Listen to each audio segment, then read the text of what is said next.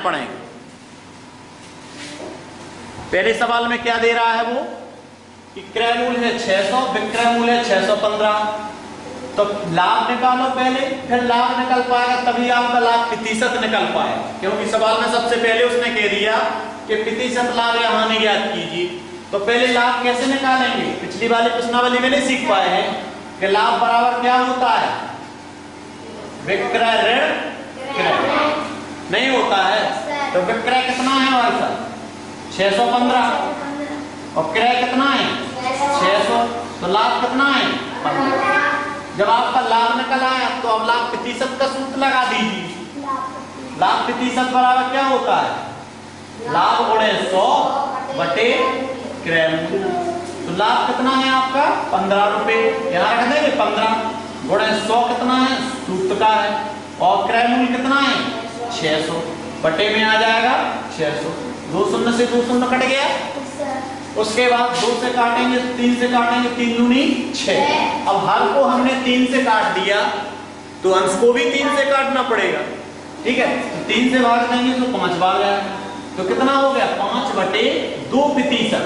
इसी की हम मिश्र भिन्न भी बना सकते हैं, क्या बन जाएगी 2 का भाग दो 5 में, 2 दूनी 4, क्या बनेगी मिश्र भिन्न बताओ, कितनी बनेगी मिश्र, 2 सही 1 बटे 2, ये प्रतिशत हो गया।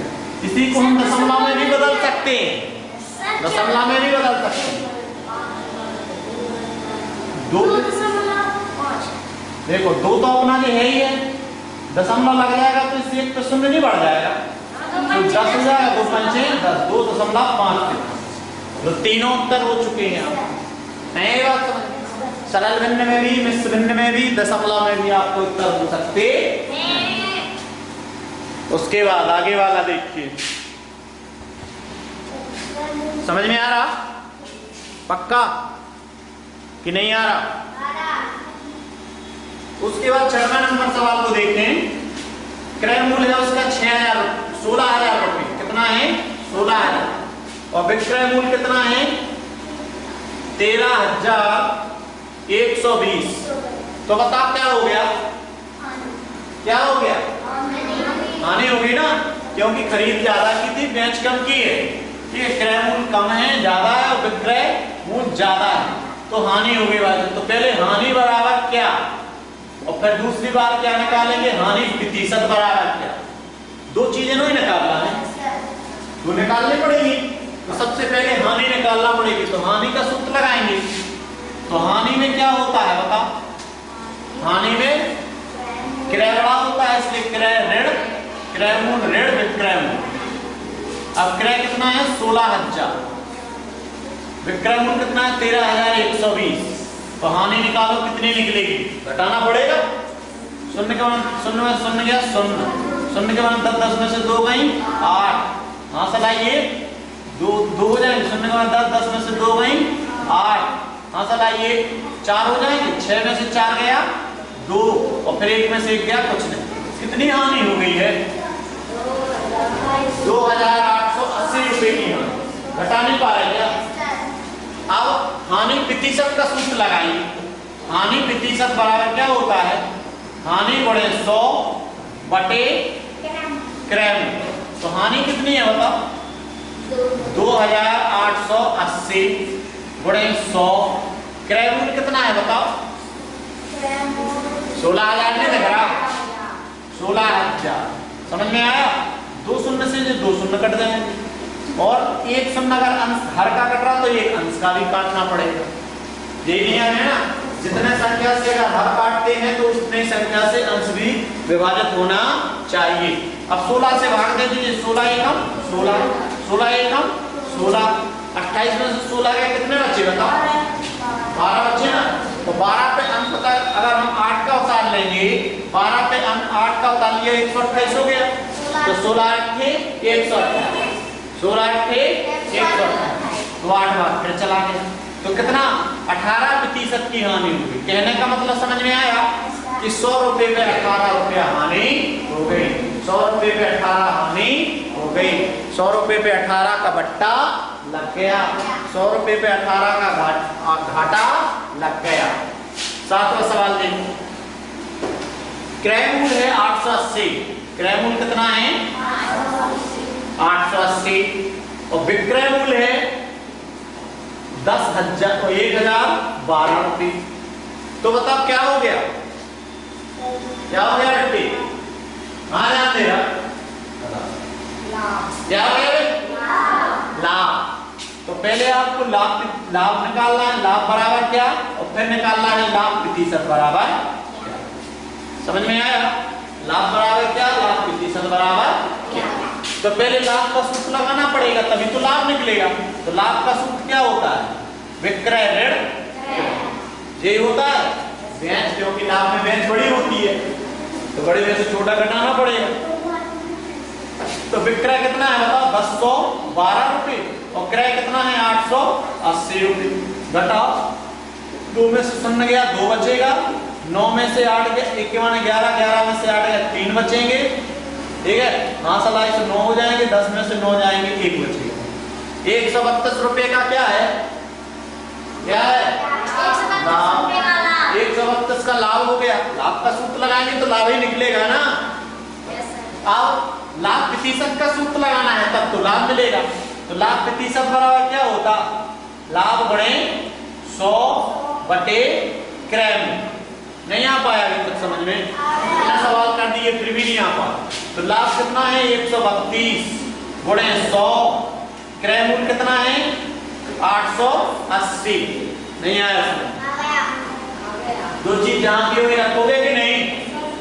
चलो 1 0 से 1 0 काट लिया। अब इसमें 8 का भाग जा रहा है, इसमें भी 8 का भाग जा रहा है। 8 एकम 8, 8 एकम 8, 11 बार गया।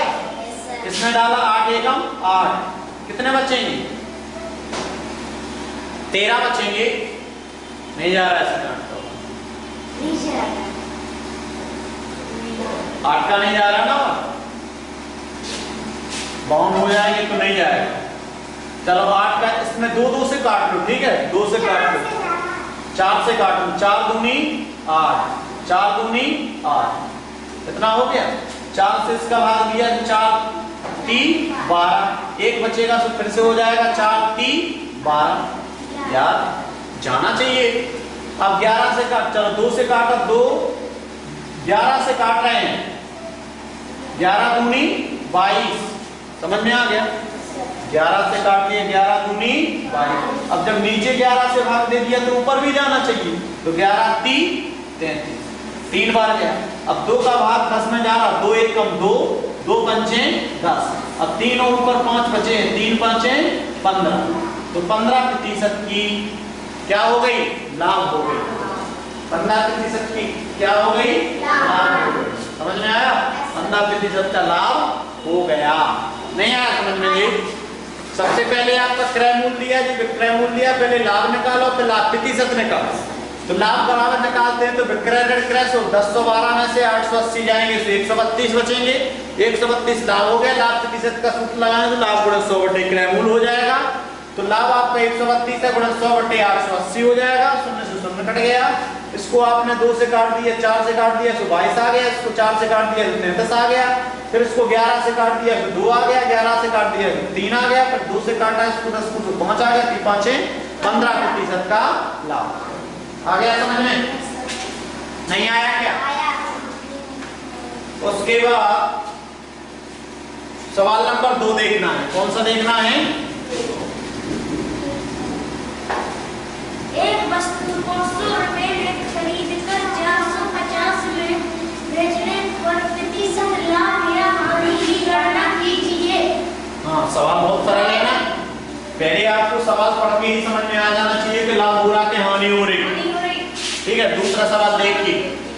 एक वस्तु को 500 रुपए में खरीद कर यानी क्रय मूल्य खरीदा तो क्रय मूल्य बन गया और 440 रुपए 450 रुपए में बेच दिया यानी विक्रय मूल्य। पक्का इतना तो समझ में आ ही गया। बेच दिया यानी विक्रय मूल्य। अब बेच दिया, देखो खरीदा है ज्यादा का और बेचा है कम का, तो क्या होने जा रहा है? उसको हानि हो रही ना। क्या होने जा रहा है? हानि। हानि बराबर क्या? तो पहले हानि निकालो और फिर हानि प्रतिशत निकालो। समझ में आया? पहले हानि निकालनी पड़ेगी, फिर हानि प्रतिशत निकालना पड़ेगा। लेकिन उसने डायरेक्ट कह दिया कि हानि प्रतिशत निकालो, तो डायरेक्ट हानि प्रतिशत नहीं निकाल सकती, पहले हानि निकालना पड़ेगी, फिर हानि प्रतिशत का सूत्र। तो हानि प्रतिशत, हानि बराबर क्या होता है बताओ? हानि में क्रय मूल्य बड़ा होता है, इसलिए क्रय मूल्य ऋण विक्रय। क्रय मूल्य 500 है, विक्रय मूल्य 450 है, तो हानि कितने की हो गई? 50 रुपए की। पक्का? हानि कितने की हो गई? 50 रुपए की। अब हानि प्रतिशत का सूत्र लगा दीजिए। हानि प्रतिशत बराबर हानि गुणे 100 बटे क्रय मूल्य। समझ में आया? हानि कितने की है? 50 की, 50 रख दिया, गुणे 100। क्रय मूल्य कितने का है? 500। 2 शून्य से 2 शून्य कर दिया, 5 एकम 5, 5 धाम के 50, 10% हानि। समझ में आ गया? कहने का मतलब 100 रुपए पे 10, 200 रुपए पे 20, 300 रुपए पे 30, 400 रुपए पे 40 और 500 रुपए पे 50। आ गई हानि? 500 रुपए पे 50, तो 100 रुपए में कितनी हानि हो रही है? 10 रुपए की हानि। समझ में आया? तीसरा नंबर सवाल देखो। हामिद एक मोटरसाइकिल 35,000 रुपए में खरीद कर 36,400 में बेच देता है, तो हामिद को कितने प्रतिशत लाभ होता है? क्रय मूल्य कितने का है? 35,000। विक्रय मूल्य कितने का है? 36,400। तो क्या हो रहा बताओ से? लाभ हो रहा ना। तो पहले निकालना पड़ेगा लाभ बराबर क्या, और फिर निकालना पड़ेगा लाभ प्रतिशत बराबर क्या। दोनों निकालने के लिए दोनों काम करने पड़ेंगे। ठीक है, तो लाभ का सूत्र लगाइए पहले। लाभ बराबर क्या होता है? विक्रय ऋण क्रय। विक्रय ऋण क्रय। तो विक्रय कितना है? 36,400 और क्रय कितना है? 35,000। बताओ 36,400 में से 35,000 चले जाएंगे तो 1,400 नहीं बचेंगे? नहीं आए बात? नहीं, किसको नहीं आया? अरे 36,400 में से 35,000 चले जाएंगे तो 1,400 बचेगा। पक्का बचेगा? अब 1,400 तो हो गया लाभ। अब लाभ प्रतिशत का सूत्र लगाएंगे तभी तो हमें लाभ मिलेगा। तो लाभ प्रतिशत बराबर लाभ गुणे 100 बटे क्रय मूल्य। तो लाभ कितना है भाई साहब? 1400 रुपए नहीं है, 1,400 गुणे 100। और क्रय मूल्य कितना है? 35,000 नहीं है, 35,000। सूत्र में रख दिया। रखने के बाद उसको क्या करेंगे? हल करेंगे। एक शून्य अगर अंश का कटा तो एक हर का कटेगा, एक शून्य अंश का कटेगा तो एक हर का कटेगा, एक हर का कटेगा तो एक अंश का कटेगा। ठीक है, उसके बाद 35 का पहाड़ा 140 में पढ़ेंगे तो 35 चौको 140 होता है। 35 चौको 140 नहीं आता पहाड़ा तो 7 का पढ़ दो, 7 पन्ना 35, 7 दूनी 14, 20 बार गया। अब तो आता 5 का कि नहीं? 5 एकम 5, 5 चौको 20, यानी 4% लाभ। कितने प्रतिशत लाभ हो गया? 4% लाभ। समझ में आया? नहीं आया? आ गया? चौथा नंबर सवाल देखिए।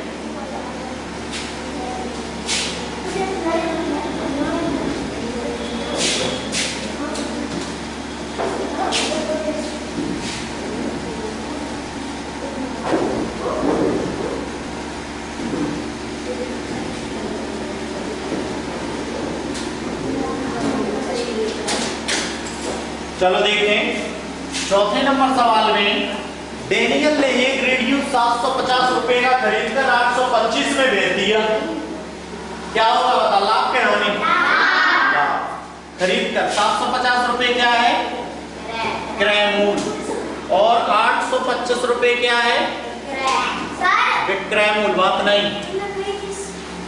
बताइए डेनियल को कितने प्रतिशत लाभ हुआ? तो पहले क्या निकालना पड़ेगा?